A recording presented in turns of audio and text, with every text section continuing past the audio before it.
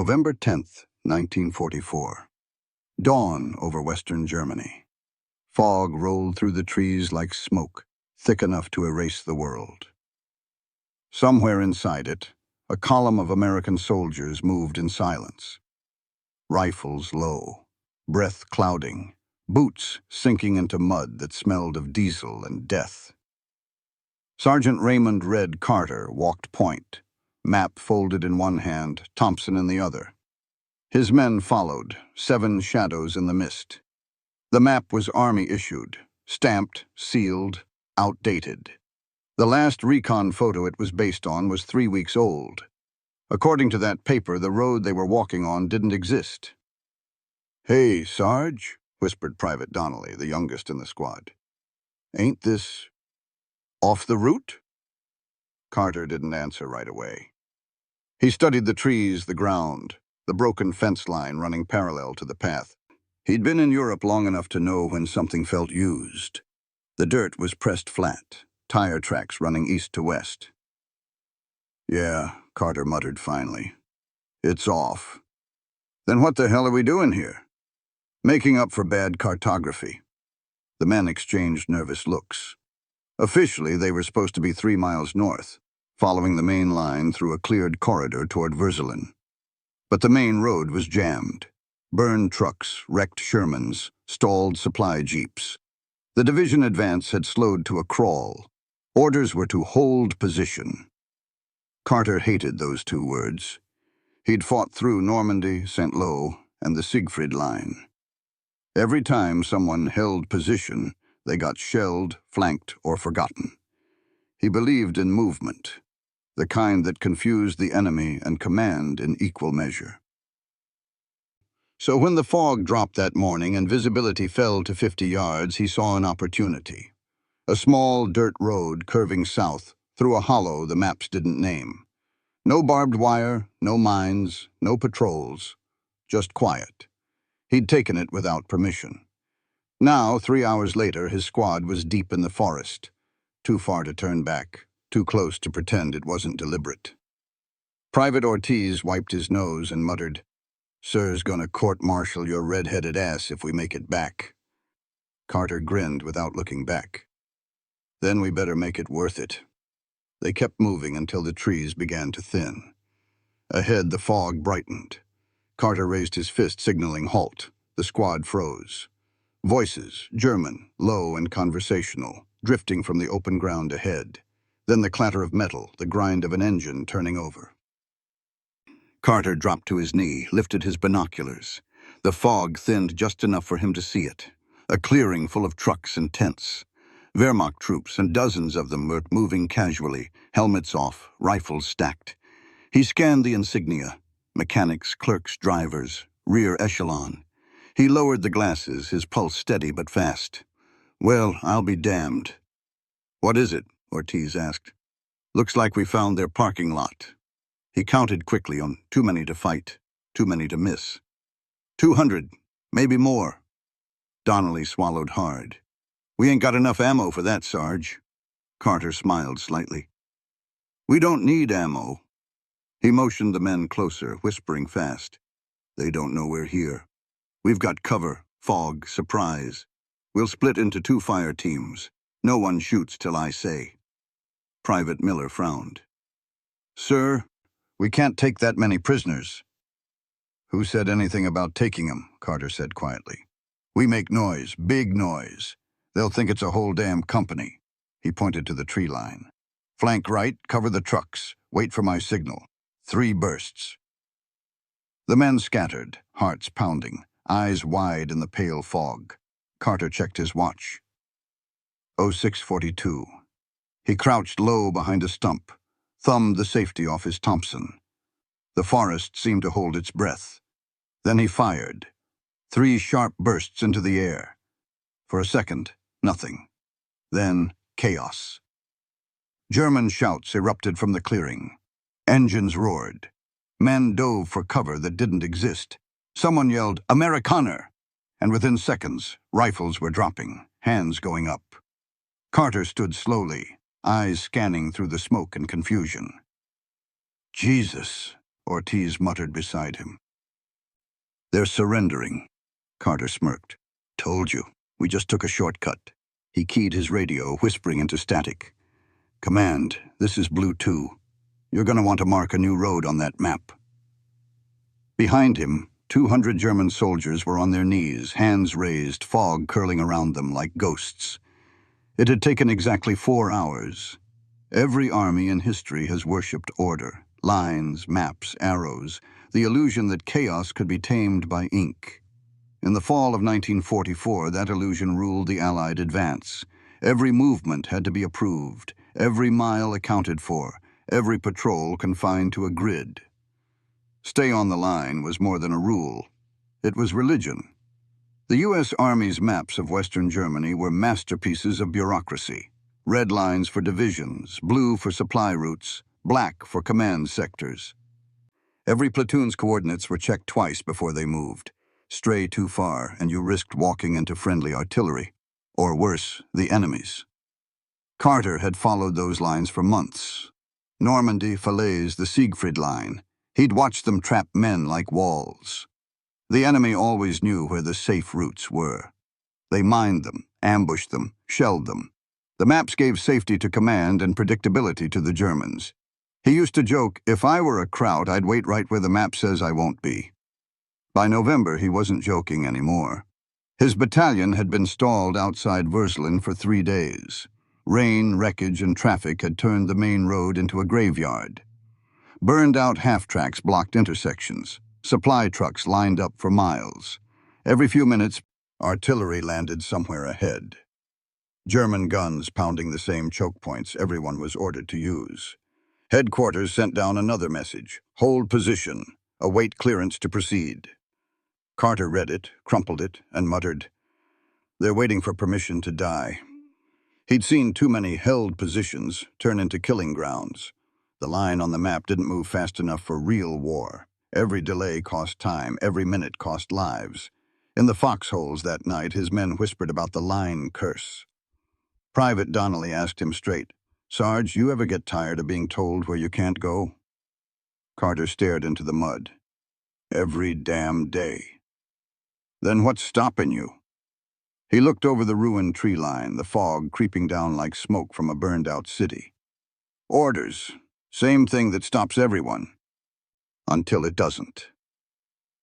That's the paradox every frontline soldier faced. Discipline kept you alive. Until it didn't. The manual said initiative was dangerous, that independent action led to confusion. But by 1944, the German army wasn't dying from confusion. It was dying from exhaustion. Carter knew the front was fluid now. Holes everywhere, command collapsing. The Germans didn't have a line anymore. The Americans still did. The maps were supposed to guide the war. Instead, they slowed it. The infantry became a machine designed to follow, not to think. And then there was Carter, a sergeant who thought too much. He wasn't reckless. He just didn't believe the paper knew better than the mud. His father had been a coal miner in Kentucky. No school, no maps. Just tunnels and instinct. "You don't need permission to dig when the air's running out," his father once said. That stuck with him. So when the division stalled, Carter studied the terrain. He noticed an old service road marked faintly under his boot, something left over from before the war. It wasn't on any of the maps. It bent south right behind the ridge that separated his unit from the German flank. He didn't tell anyone. He just memorized it. The next morning, the fog rolled in. Thick, perfect, like the sky had given him cover for free. He looked back at his squad, tired, hungry, waiting for an order that would never come. He pointed toward the trees. "We're moving out." Donnelly blinked. "That ain't the route, Sarge." Carter smiled. "It is now." He didn't see it as disobedience, just correction. The maps told him where he shouldn't go. The war told him where he needed to. Somewhere in that forest waited the opportunity nobody else could see. because they were too busy staying on the line. By late 1944, the Western Front was collapsing into something no map could keep up with. The Germans were retreating faster than Allied command could draw arrows, and the Americans were advancing faster than their own supplies.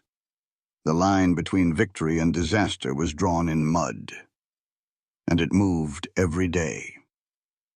The terrain around Würselen was the kind of country soldiers hated and artillery loved.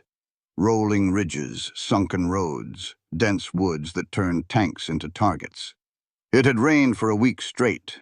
Trucks bogged down, radios jammed, fuel froze in jerry cans. The sky was a dull gray ceiling that never lifted.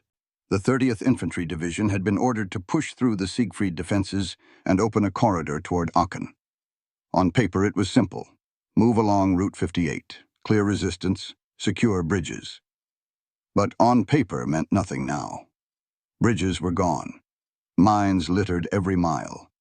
German rearguards fought like ghosts, vanishing into fog, ambushing convoys, then disappearing again.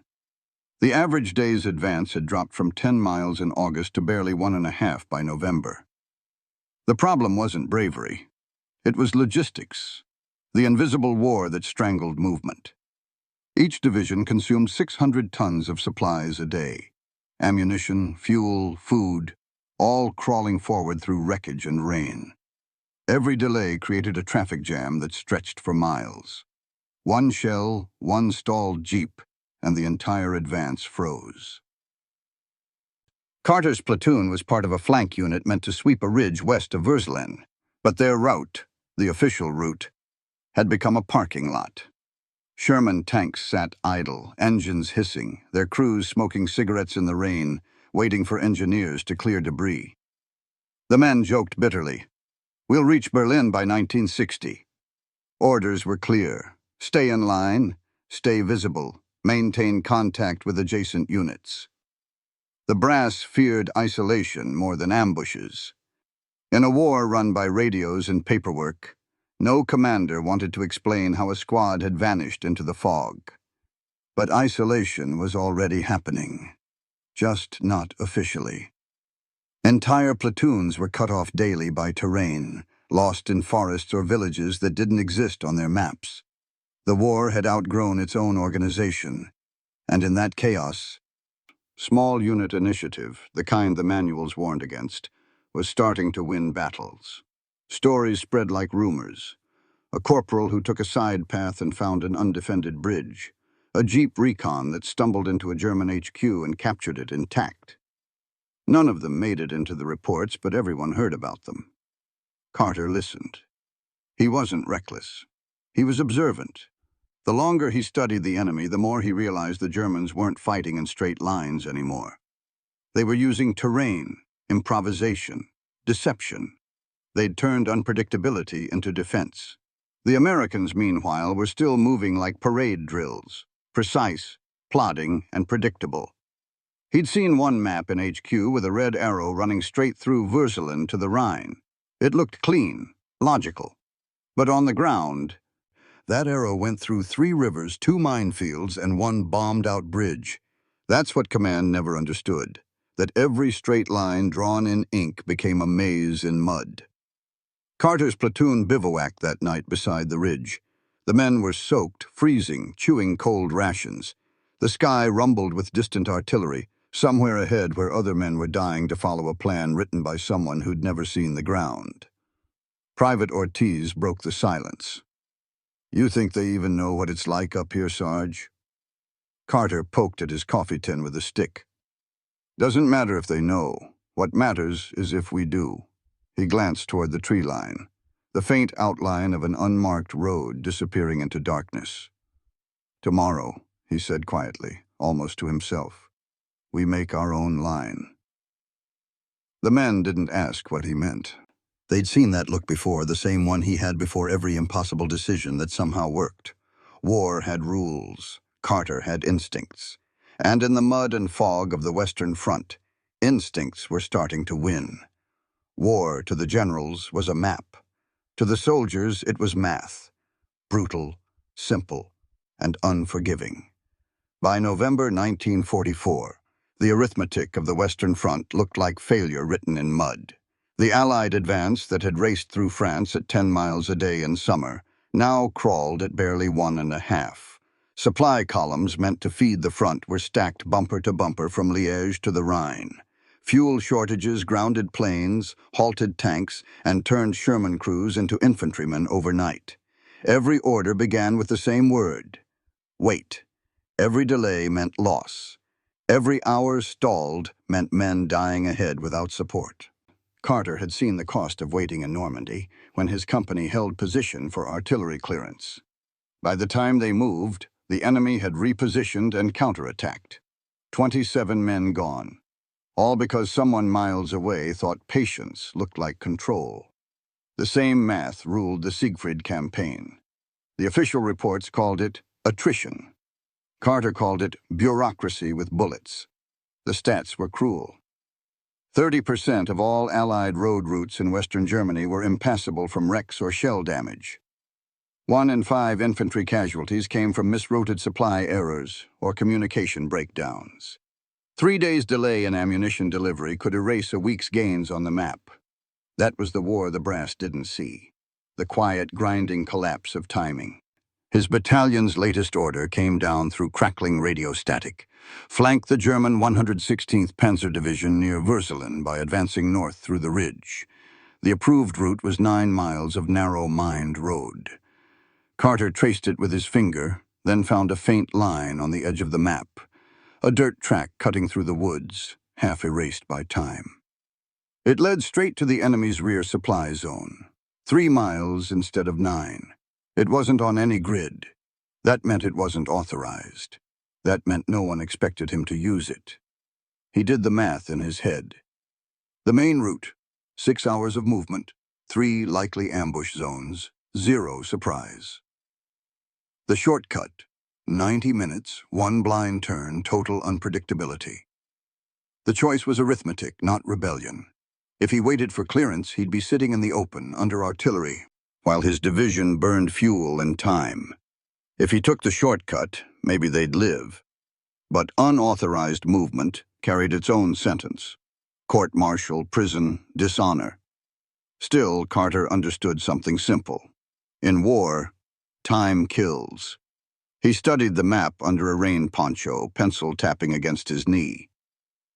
9 miles through hell, he muttered. Or 3 through, maybe. Private Donnelly leaned in, voice low. You thinking of trying it? Carter didn't look up. I'm thinking the Germans don't know it exists, which means command doesn't either. Ortiz frowned. And that's good? It's opportunity, Carter said. Only problem with opportunity is it never asks for permission. He folded the map, tucked it into his jacket, and looked out at the forest. The fog was settling again, thick, forgiving, silent. Perfect cover for a man who didn't believe in waiting. He scribbled one last note on the edge of the paper. 3 miles. Follow fence line, cut through ridge, stay low. If wrong, die fast. Then he stood, slung his Thompson over his shoulder, and said, Pack it up, boys. We're not waiting for the war to find us. Ortiz stared. Sarge, that road's not on the map. Carter smiled. Then no one will expect us to use it. The men hesitated, then followed, because even if it was disobedience, it felt like movement. And in a war stuck in the mud, movement was hope. The math was simple: 9 miles of obedience or 3 miles of risk. Carter chose risk, and by noon that choice would rewrite an entire day of the war. At first, it didn't even look like a road. Just 2 muddy ruts swallowed by weeds bending into the fog like a scar in the forest floor. The air was wet and heavy, every breath thick with diesel and pine sap. Somewhere far behind, artillery rumbled like distant thunder, the sound of men obeying orders. Carter motioned for silence and started forward. 7 men followed, rifles ready, eyes wide. The forest swallowed them whole. They walked single file for 20 minutes, boots squelching in the mud. The fog muffled everything. No birds, no wind, no horizon. Only the rhythmic tap of Carter's helmet strap against his chin. Private Donnelly whispered, "You sure this is a road, Sarge? Looks more like a bad idea." Carter didn't answer. He just kept walking, eyes scanning the ground. The tire tracks were fresh, German trucks, maybe a day old. That meant it wasn't just a road. It was active. He raised his hand. The squad froze. A faint hum drifted through the mist, engines idling, then voices, German. Carter crouched low, gesturing the men into cover. He crawled forward, belly to the mud, binoculars pressed to his eyes. Through a break in the fog, he saw it, a clearing filled with trucks, tents, and men in gray uniforms milling about, unarmed, relaxed, laughing. It wasn't a front-line position. It was a staging area. Mechanics, drivers, cooks, the back end of a retreating column. 200 of them, maybe more. No guard posts. No sentries watching the tree line. Carter's first thought was disbelief. His second was calculation. He backed up slowly, whispering to Ortiz, "We found their rear echelon. They're blind." Ortiz's eyes widened. "What's the play, Sarge?" Carter's voice was low, precise. "We make 'em think they're surrounded." He split his squad. "Donnelly, Miller, take the right flank. Fire a few bursts into the trucks when I signal. Ortiz, left side, target the tents. The rest, stay low and loud. When they move, we yell like a damn battalion." Donnelly hesitated. "Sarge, that's suicide if they regroup." "They won't. They think we're the tip of a spear. Keep the fog between us, make the noise count." He took one last look at the clearing. The Germans were eating, smoking, oblivious. He checked his watch. 09:12. Then he raised his Thompson, fired 3 bursts into the air, and yelled, "Down! Get down!" The forest exploded in sound. Shouting, gunfire, echoes bouncing through the fog. The Germans panicked instantly. Engines roared. Men dove for cover. Officers screamed contradictory orders. Carter's squad fired in short, disciplined bursts, targeting the ground and air, enough to make it sound like an entire company. Ortiz lobbed a smoke grenade into the clearing. White clouds billowed, blending with the fog until everything vanished in gray chaos. Then something strange happened. The shouting stopped. The smoke parted just enough for Carter to see shapes. Dozens of men, helmets glinting, hands raised. The first voice came through the fog, desperate. German. "Nicht schießen!" "Don't shoot!" Another voice echoed it. Then another. Within minutes, the entire clearing erupted into surrender. Carter blinked, stunned. 200 men, cooks, drivers, even officers, dropping their rifles, stepping into the open with hands high. Private Miller muttered, "You've got to be kidding me." Carter didn't smile. "No jokes. Move in slow." They advanced cautiously, weapons ready. No resistance, just disbelief. One German lieutenant, barely 20, shaking, tried to speak in broken English. How many Americans?" Carter tilted his head. "Enough." By 10 o'clock, the prisoners were disarmed and lined up under guard. 200 men, 10 trucks, crates of ammunition and food, all captured without a single American casualty. Carter finally radioed command. "Blue 2 reporting. We've, encountered a large element of the enemy." Static crackled. "Say again, Blue 2. Define large." Carter grinned. "About 200 of them, and they're not moving." The line went dead. Then came the reply. "That's impossible. You're off the map." Carter looked around at the fog, the stunned faces, the silent forest. "Yeah," he said. "That's kind of the point." He slung his weapon and sat down on an overturned crate, exhausted. 4 hours earlier, he'd been a sergeant breaking orders. Now he was the man who had captured 200 Germans by accident and changed the tempo of the entire sector. By noon, the fog was thinning, and the full picture came into view. Rows of German prisoners, 10 captured trucks, and a single squad of stunned Americans standing in the middle of a prize no one had planned for. The forest smelled like oil and cold metal. The only sound was the click of safeties being checked, and the clatter of German boots as men surrendered their weapons. Carter stood in the clearing, helmet off, radio pressed to his ear. The line to Battalion HQ kept cutting out, the operator's disbelief punching through static. "Say again, Blue 2, 200 what?" Carter replied calmly. "Prisoners, sir, and a supply column. We might have shortened your war by a day." There was a long pause, then flatly, "You weren't authorized to be there, Sergeant." Carter's jaw tightened. "No, sir, but I figured permission might show up late." Static. Then silence. When the connection finally cleared, HQ ordered him to hold position until reinforcements arrived. Carter looked around at his 7 men guarding an entire battalion's worth of prisoners and muttered, "Yeah, we'll hold." He didn't know it yet, but his shortcut had just cut through the 116th Panzer Division's rear logistics, the artery feeding an entire regiment's fuel and ammunition. By wandering off the map, he had landed right on top of their resupply route.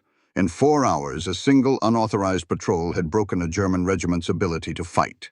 The captured trucks contained more than food. They were loaded with replacement tank treads, field radios, and coded orders for the next day's defense line. Without that material, the units ahead of Carter's division were suddenly deaf and starving.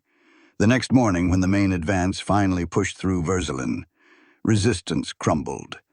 German guns fell silent, armor abandoned, infantry surrendering in groups. The field reports later called it unexpected operational collapse. No one mentioned that it started with one sergeant's bad sense of direction. The math told the story better than any medal could. The regiment Carter's shortcut crippled had accounted for 1 in every 6 Allied casualties in that sector. With its supplies gone, the German line folded in 18 hours. The 30th Infantry Division advanced 3 miles faster than projected. Headquarters couldn't explain the speed. The division commander credited unusual fog cover and aggressive scouting.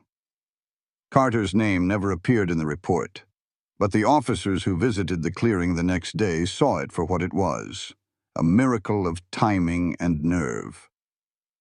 Colonel Haskins, a man built out of exhaustion and disbelief, climbed out of a jeep and stared at the mass of prisoners. "Christ, Sergeant, you were supposed to be flanking them, not finding them." Carter just shrugged. "Guess we did both, sir." Haskins scanned the forest, the trucks, the neat line of captured men. "You realize this was an unauthorized movement, right?" Carter nodded. "Sure do." The colonel paused. "Then you also realize you just did in 4 hours what artillery couldn't do in 4 days. Carter wiped mud from his hands. "Sir, if it helps, I can promise it won't happen again." That earned him a tired laugh. "Let's hope it does." When Haskins left, he told his aide quietly, "If half my officers thought like that, Sergeant, we'd be in Berlin by Christmas." But the official record still called it a navigational deviation.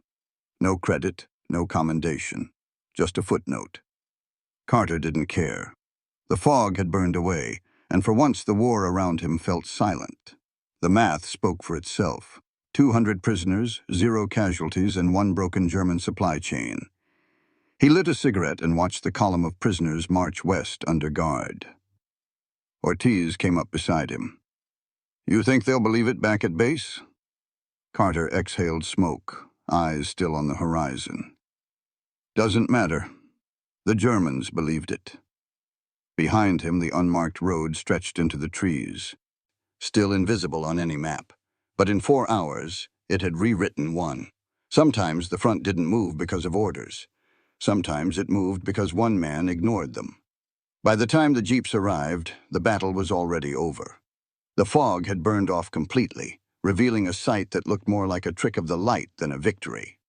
Hundreds of German soldiers lined up in silence, helmets stacked in piles, rifles neatly unloaded.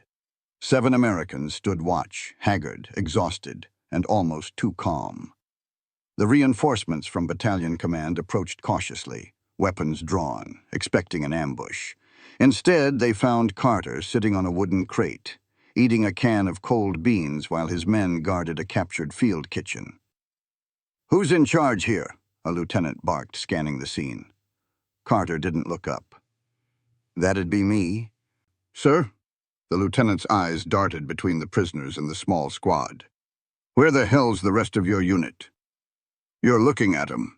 He blinked. "That's impossible." Carter jabbed his fork toward the rows of prisoners. "Tell them that." The lieutenant walked through the clearing in stunned silence. The captured Germans avoided his gaze. He counted quickly, his lips moving. 200, maybe more. "How?" Carter shrugged. "We got lost. Found 'em instead." The lieutenant didn't laugh. He turned back toward his radio man. "Get HQ on the horn. They're going to want to see this." Within an hour, trucks began rolling in. Officers, photographers, and MPs filled the clearing. A staff captain stepped out of a jeep, camera in hand, muttering, "Nobody's going to believe this without pictures." One of Carter's men, Miller, handed a cigarette to a captured German sergeant. The man took it with shaking hands. "We thought you were hundreds," he said in accented English. "The fog, it was everywhere. The sound, it was like the forest itself was shooting." Miller grinned. "Guess we made an impression." The German looked down. "We were told America's army moves slow, careful, predictable." He gestured toward the clearing. "You did not move slow." Carter overheard and smiled faintly. "Good." Then the staff captain approached him, notepad ready. "Sergeant, walk me through it. You found this place by accident?" "Accident's one word for it," Carter said. "Orders were to stay north of the ridge." "Road was jammed. I made a judgment call." The captain scribbled. "Unauthorized movement." "Unauthorized success," Carter corrected. The captain smirked. "You realize if this goes wrong, you're court-martialed." Carter nodded. "And if it goes right, you call it initiative." The captain looked around again. The piles of surrendered weapons, the captured supply trucks, the fog still clinging to the tree line like smoke after a fire. "You've got a point." By mid-afternoon, the 30th Infantry's advance had resumed, cutting deeper into Würzelen's defenses. When the colonel arrived, he found the road clear, German resistance crumbling.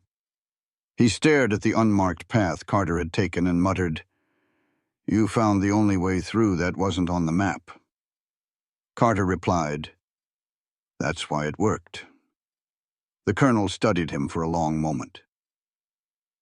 "You'll probably get written up for this." Carter smirked. "That's fair. But if I had to do it again, I'd take the same road." As the convoy of prisoners marched west, one of Carter's men whispered, "You think they'll ever give you credit for this?" Carter shook his head. "Doesn't matter. The map's going to change. That's enough." That night, long after the officers had left and the sky turned red with distant artillery flashes, Carter sat by the fire writing in a small notebook. He drew a rough outline of the ridge, marked a faint curve for the dirt road, then circled it twice. At the bottom he wrote one line, "The road that wasn't there, but should have been." He closed the notebook and stared into the flames. Somewhere out there, the men who'd mocked the American advance were digging in again. But they wouldn't be ready next time, because the next man would take the road no one told him to. Carter wasn't just a soldier anymore. He'd become the proof that sometimes the war's biggest victories started as mistakes. 2 days later, Carter stood in front of a long table inside a requisitioned farmhouse outside Aachen. The room smelled of wet uniforms and burned coffee. Maps were pinned to the walls, red markers crisscrossing the countryside.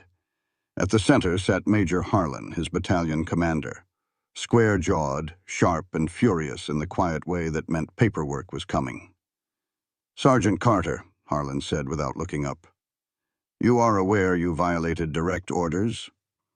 Carter stood at attention, mud still on his boots. "Yes, sir." You abandoned your assigned route. Yes, sir. You moved your squad through an uncharted sector without clearance. Yes, sir. You engaged the enemy without prior authorization. Yes, sir. Harlan slammed his hand against the table. Then give me one reason why I shouldn't have your stripes stripped and your ass in a stockade by nightfall. Carter didn't flinch. Because it worked, sir. That hung in the air like a live grenade. The major glared at him. Luck isn't a defense. With respect, sir, Carter said, voice steady. If luck's what you call reading the terrain better than the map, I'll take it. Behind Harlan, two staff officers exchanged glances. Everyone in the division had heard about the capture. 200 prisoners, 10 trucks, 1 sergeant. The story was already spreading up the chain, faster than the paperwork trying to contain it. Harlan opened a folder. We can't officially commend a soldier for disobeying orders, you understand that? Carter nodded. Of course, sir. But, Harlan said slowly, we also can't ignore a man who saved 200 lives and cleared an entire sector. He leaned back. You put me in a hell of a position, Sergeant. I've got the Corps commander demanding to know why a squad was off the map, and the same commander telling me to find out how the hell you pulled it off. Carter gave a small shrug. Just did the opposite of what they'd expect. Harlan cracked a faint smile despite himself. That's what scares me. He slid a form across the table. Here's what's going to happen.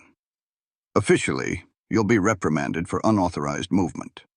Unofficially, this goes in the pile marked Lessons Learned.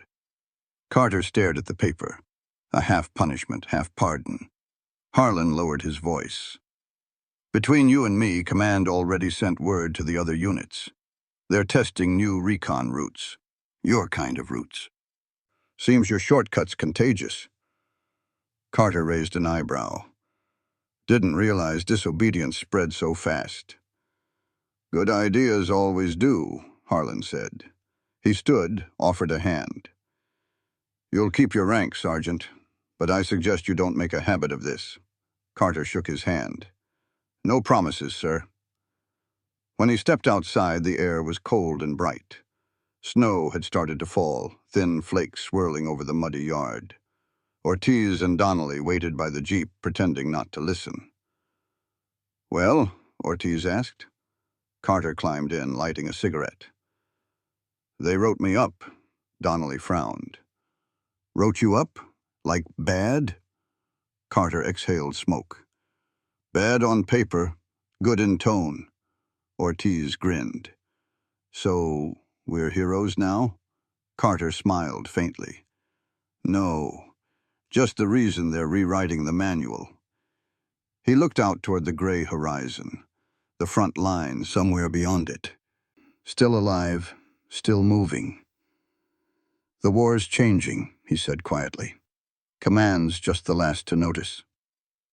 By the end of the month, the new field directive came down. Small unit leaders are authorized to adapt routes as necessary for operational advantage. No one said whose idea it was, but the men who'd been there knew. Carter's illegal shortcut had become standard practice. What started as a violation had become a victory, proof that sometimes survival required breaking the pattern. And somewhere deep in a warehouse of dusty reports, one reprimand sat next to the order that had replaced it, the war's quiet confession that disobedience had worked. By winter, the Western Front no longer looked like a line. It looked like a bruise spreading east. The maps back at headquarters had changed. New dotted trails appeared where once there had been white space. The words unverified path were replaced by alternate advance route. On one of those maps, drawn in pencil, was the same dirt road Sergeant Raymond Red Carter had walked into history. The U.S. Army never called it his road. They called it Field Access Route B-17. But the men who'd been there called it what it was, Carter's shortcut. It started as an act of defiance. It ended as a doctrine. When the official reports were compiled months later, Carter's name appeared only once, buried in an appendix referenced as unauthorized patrol achieving disproportionate results. But the effect of that one unauthorized patrol rippled across the front. The numbers told the story. Convoy efficiency in his sector improved by 42% within 2 weeks. German resistance along the ridge collapsed in less than a day. Carter's battalion became the first in the 30th Division to reach the Roer River. The brass didn't celebrate him, but the soldiers did. In foxholes and mess tents, his name became shorthand for initiative. When a platoon leader made a bold move, someone would mutter, "Pulling a Carter, huh?" It became a kind of joke, but also a warning. Disobedience that worked was more dangerous than failure. Carter himself never claimed credit. When asked later why he'd taken that road, he answered the same way every time. Because it was there. But what he'd really done was prove something the manuals had forgotten. That no war can be won from behind a line.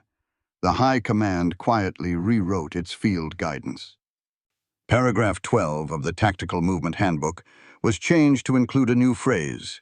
Initiative at the platoon level is authorized when communication is limited or opportunity presents itself. Those were bureaucratic words for one man's gut instinct. It wasn't a medal, but it was better. It was a shift in thinking. The kind of ripple that changes wars, not with orders, but with permission to think. Carter's shortcut had redrawn more than a route. It redrew the boundaries of control itself. Back home, the newspapers ran headlines about the big offensives, the generals, the tanks. No one ever wrote about a tired sergeant in a forest who'd changed the math of movement. But the men who followed him didn't forget.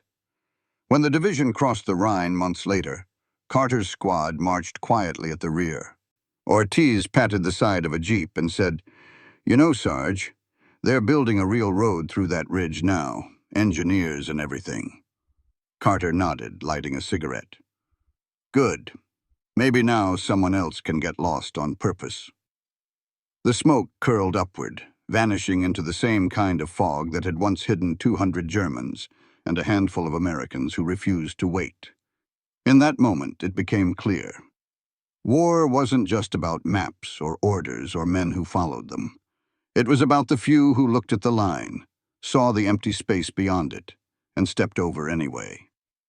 And every soldier who took initiative after that, every bold decision that saved a life or won a hill, traced back to that morning when one man ignored a line on paper and followed his own. The front had moved because one man moved first. The rest of the army just caught up. After the war, Sergeant Raymond "Red" Carter went home to Ohio, a town of brick mills, train whistles, and quiet streets that hadn't changed since the Depression. He never mentioned the war much. When neighbors asked if he'd done anything important, he'd smile faintly and say, "Walked a lot." He took a job as a surveyor for the county, measuring roads, tracing old paths through cornfields and woods. There was a calm precision in it, the same patience he'd never had during the war. Some mornings he'd stop by a ridge outside town where a dirt path curved through trees. He'd stand there for a while just looking, as if expecting fog to roll in again. In his office drawer sat an old army map, folded and faded, with a pencil line scrawled through it. The same shortcut he'd taken in 1944. On the bottom corner he'd written in neat block letters, "The road that wasn't there, but should have been." He never framed it, never bragged about it. He just kept it. Years later, when his grandson found the map, he asked what it meant. Carter said softly, "Sometimes you've got to walk where no one says you can, just to find out why they didn't." The boy didn't understand then, but he would. In 1953, a historian from the Army Corps of Engineers visited Carter's town. He was compiling an oral history of small unit innovation during the war. When he reached Carter's name, he found no medals, no official citation, only whispers from old platoon logs and one note in a declassified report. "Carter maneuver authorized for field adaptation, Western Front, 1945. The historian tracked him down, notebook in hand. "Sergeant, do you realize your action became part of our doctrine?" Carter smiled, adjusting his hat. Doctrine catches up slow. The war was faster. The man asked if he ever regretted breaking orders. Carter's eyes hardened. Orders are fine long as they move you forward. But if they don't, you move anyway. He paused. That's how we got home, isn't it? The interview never made headlines. It didn't have to. The story lived where it mattered. In every patrol that trusted its gut. In every map updated by someone who refused to stop at the edge of the page. Because Carter's road wasn't just a shortcut through a forest. It was a shortcut through fear, through the habit of waiting for permission. He never saw himself as a hero. Heroes were men who charged machine guns or took cities. He just took a walk in the fog and didn't turn back. But that walk saved lives, sped the front, and changed how an army thought. In the ledger of history, there are names in gold and names in ink. Carter's wasn't written in either. It was carved into the dirt of a forgotten road, the kind that disappears from maps but never from memory. And long after he was gone, when new wars came and young soldiers found themselves staring at bad maps, there was still a voice that whispered somewhere behind them, "Don't wait. Move."